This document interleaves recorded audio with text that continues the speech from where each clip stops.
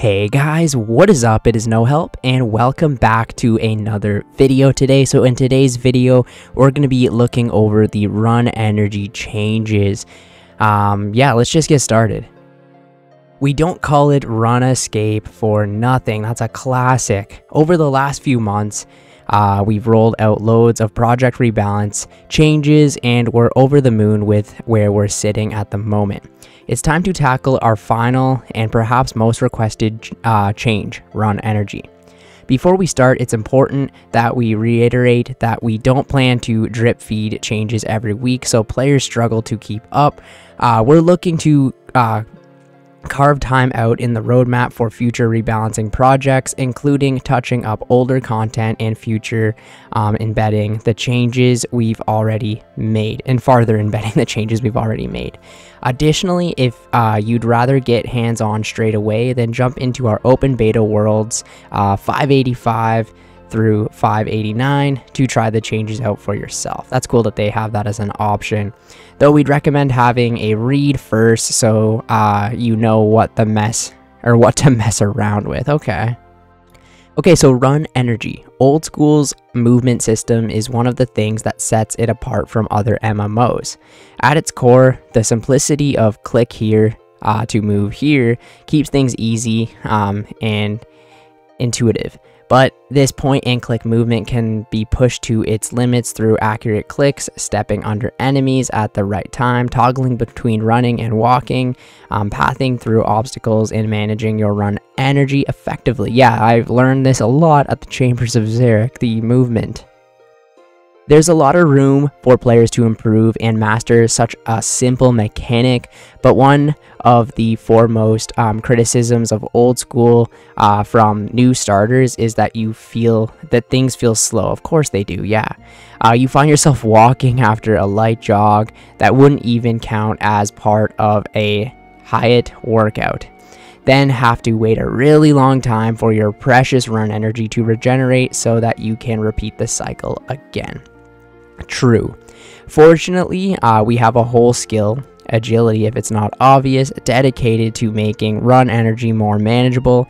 The catch is agility levels only affect the rate at which your run energy restores, not the rate at which it drains. This means you only feel the benefit when you're walking or stationary. Yeah, that's very interesting. I never really thought of it like that. So here's our plan. Improve the experience for new players so that Old School feels less sluggish in the early stages. Improve the value proposition for agility levels so that leveling the skill feels impactful in more scenarios. Consider that impact of these changes on activities where managing your run energy means of skill experience or warrants resource usage, such as Blast Furnace, the Great Olm, or various God Wars dungeon methods. Yeah, these are like 3 great freaking examples.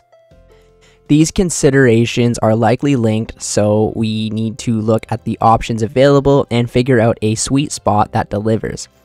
The levers we can pull are drain rate, the rate at which your run energy drains, regen rate, the rate at which your run energy regenerates, weight, the weight in kilograms of your equipped items and inventory, which influences drain rate for weight values between 0 and 64 kilograms. Yeah, I always found that funny. If you were more than 64 kilograms, it didn't really matter. And agility level, the value of your agility skill, which currently influences your regeneration rate. The obvious starting point is to buff the rate at which run energy regenerates. This means you're still rewarded for managing your run energy during encounters, but spending less time waiting around for it to recharge. Great. This helps out newer players, but doesn't really improve the value of agility levels and significantly impacts specific activities. Could, I guess, but that's when we add drain rate to the mix and adjust it to scale with your agility level. This means that leveling the skill means you can run for longer rather than just running more frequently. This is awesome. Like, I don't know why people were hating on this. It's turning into RS3. In a vacuum, these two changes are a colossal buff, we're rating them out by making drain rate scale harder with higher weight. This means that heavy end game gear setups will still see a small buff, but not so much that you can go run a marathon without the aid of some stamina potions. Okay, so they're going to kind of keep it balanced. To put it simply, our changes buff the regen rate of run energy, change the drain rate of run energy so that it scales based on your agility level and scales harder with higher weights. Okay. The table below compares various scenarios between the current run energy behavior and our proposed changes. While you crunch the numbers, bear in mind the following. So regen rate and drain rate are guaranteed to be better if your weight is 1 kilogram or lower in any given scenario. That seems a bit obvious. Regen rate is unaffected by weight but improves as your agility level increases.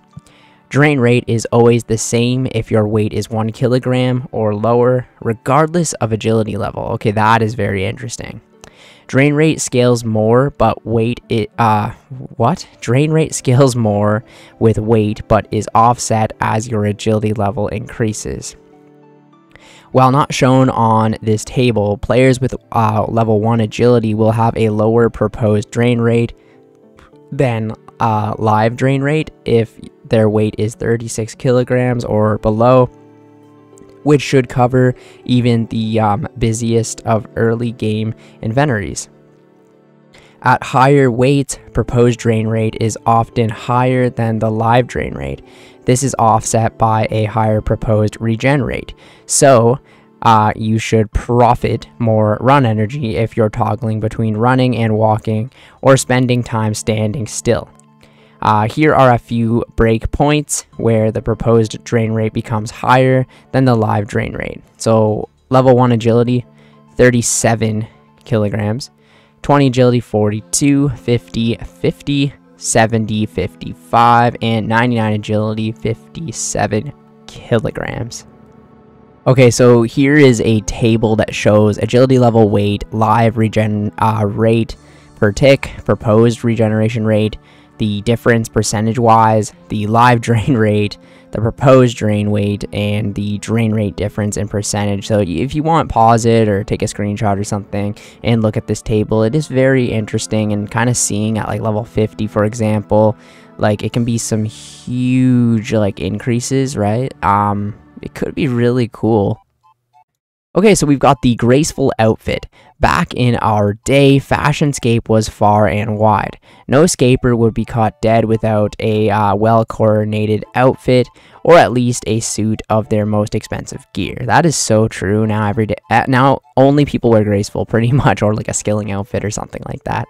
The variety on show was outstanding, and the options available have only increased over the years. Unfortunately, one useful gear set eclipses all the rest: graceful.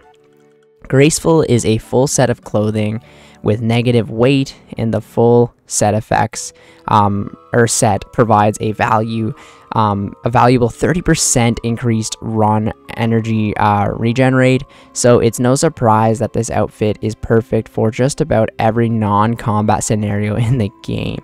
We've heard a lot of feedback surrounding this outfit, mostly suggesting that players would like more opportunities to express themselves instead of feeling disadvantaged if they wear anything except this essential set. Yeah, that is very true. There's a lot of times where I like get a new item, or you know, you have some like cool gear that you want to wear. Like I always like to wear the chicken outfit, but I'm like, graceful's better, you know what I mean? So it would be cool if they could somehow make this into other items or something.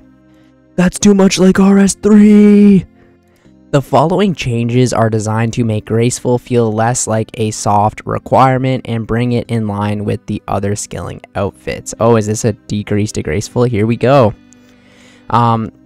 Remove the 30% increased run energy regen rate set effect. Grant a 4% chance to receive an additional mark of grace per piece. I mean, that's pretty huge. This means the full outfit grants a 24% chance to obtain an additional mark of grace or roughly 24% extra marks of grace on any course that grants them. That's pretty huge, because you do make money from that. Add another effect which prevents failing on any agility course if the full set is equipped. That is huge for low levels. Damn, okay. Indirectly buffing XP per hour. Of course it would. Retain the negative weight. This means that Graceful will still be a good choice for certain activities, but shouldn't feel like you're obligated to wear it every time. Or everywhere. So yeah, I kind of like it, but that's a pretty big decrease. So it's going to be, like they said, like other scaling outfits, where it's very good for training agility, but you don't feel like you have to wear it everywhere. Yeah, I don't know what the community is really going to feel about this. These changes will be live in the open beta. So yeah, I guess you can go check it out and see for yourself. I guess, yeah, running laps on beta worlds these days. Okay, so the beta worlds, the open beta for all these changes is open right now. This section will clue you into all things beta worlds and provide some guidance as to what's worth trying out in one. So it's saying all the worlds that you can try it out on, and yeah, so, and you'll find yourself on Tutorial Island. Be sure to skip the tutorial so you can start testing, or use a more familiar profile to see how these changes impact the gear setups and activities you're already familiar with. To import your main game save to a beta world, open the settings menu while logged into the main game and search for beta, then tick the convert save to beta worlds button. From there, you can hop to any beta world and should find yourself logging in at the same location with the stats, gear, and progress of whichever save you copied over. Please note, we recommend making sure you have some space in your inventory before converting your save. That is really cool that they can do this, you know what I mean? So like right where you are in game right now, you can kind of test whatever you want to do and see. I really like that, and I feel like that should be an option all the time. Just to test random things, like can I kill this boss or can I do this? I really like that. So it's really cool that they have this as an option. So once logged in, assuming you had space in your inventory, you should notice a charming little egg brightening up your UI. Left click on this egg or boss helper tool to use its government name. Brings up a debug menu with a number of options. So this little egg, well, this is cool. This is like the shit that the J mods use, where you can like swap your spell book, your different gear loadouts. I might have to try this. Teleports, all gear, what the hell? So teleports brings up a list of, you won't believe it, teleport locations for most of the bosses in old school, like a private server, right? All gear brings up the tournament supplies interface shown below, which you can use to grab any gear you fancy, including the Graceful outfit. Gear loadouts provide you with some redundant,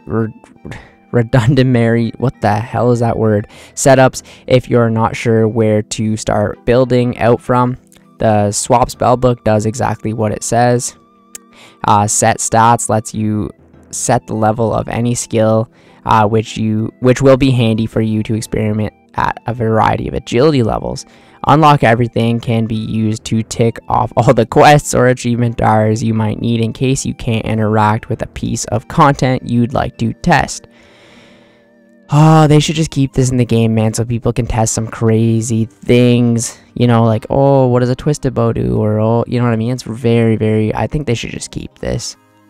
At this point, it's up to you what you want to try out in the beta, but here are a few suggestions from the team. Try focusing on familiar activities you feel like run energy plays a role. This could mean the chambers of Zarek solo, smelting bars at Blast Furnace, using the Ellinia altar, or completing an early game quest in some gear. Considering how these activities feel, whether stamina potions still feel relevant, and whether it still feels important to toggle between running and walking. Try adjusting your agility level in the same setups and see how much better or worse something feels. Can you feel a difference after gaining more agility levels or taking some off? If you've got a friend, family member, or partner who's also played a little in the past or seen you play, consider letting them run around. a little or try Cook's Assistant to see how they feel about running versus walking. I'm sure they would like running a lot better. Get this shit over with. That's all we have to share today. Do give the beta worlds a go and fill out the survey below to share your thoughts with us. Note that because of the style of question we're using, we'd strongly recommend opening the survey in a new tab with the link in the previous sentence. What the hell does that even mean? Okay, yeah, a lot of cool changes. I really like the beta worlds. I think they should definitely keep those forever. Yeah, the Graceful thing, I really don't know how to feel about. Graceful is like a huge thing that people use all the time, and it's kind of getting a nerf, really. It's really getting a nerf. And the other changes, the run regeneration, I think is something needed. Maybe it could come without the nerf to Graceful, man, but it is what it is. Thank you guys so much for watching the video today. I will catch you in the next one. See ya later.